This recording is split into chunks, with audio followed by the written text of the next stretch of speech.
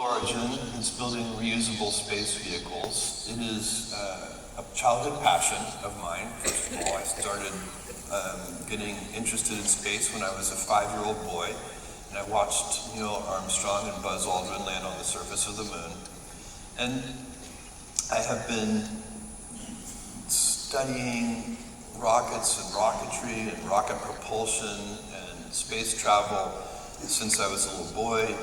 In high school, I read a book called The High Frontier by Jerry O'Neill, and started thinking about the idea of humanity expanding out into the solar system. I believe this is extremely important. We have a choice as a civilization. We can either have a life, and I'm talking about many decades from now or the next couple hundred years. We have a choice. We can have a life of stasis, and because Earth is finite, and we are running into the limits of that right now when you look at things like climate change. Earth is a finite planet, and if we continue to grow, and we continue to use more energy per capita, all of those things have brought us an expanding civilization and all kinds of wonderful things that we value, world-class medicine and vaccines and all these things as we've expanded. But we also use a lot of energy to produce those things.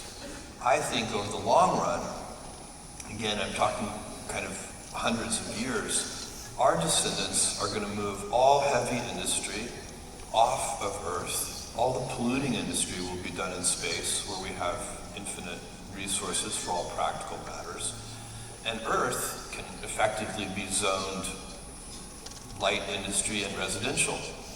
And Earth can be this amazing garden. We have sent robotic probes to every planet in this solar system. We, humans, have done that. This is the good one. There are no other good planets in this solar system. We have to take care of this one. And we have to do that a bunch of different ways. There's a lot of here and now things we need to do to take care of this planet. But long term, if we want to continue to grow our civilization and have the freedom to do that, we need to also use the resources of the solar system. And to do that, we need a dynamic, entrepreneurial civilization in space. We need there to be space entrepreneurs. I have had the great fortune, alongside Amit over the last 20 years, to watch on the internet the most dynamic, entrepreneurial, it's been so exciting. And what could happen on the internet is that 2 kids in a dorm room could build a company the scale of Facebook. 2 kids in a dorm room could build a company that today has a $500 billion market cap. That kind of dynamism cannot exist in space today. 2 kids in a dorm room can't build anything interesting in space. The cost of admission, the price of admission is just too high. To do really interesting things in space, the price tag starts in the hundreds of millions of dollars and goes up from there. And that's the job of Blue Origin as I see it. I want Blue Origin to reduce the cost of access to space by such a large magnitude that we can have 2 kids in a dorm room start a great space company. That will be the future generations.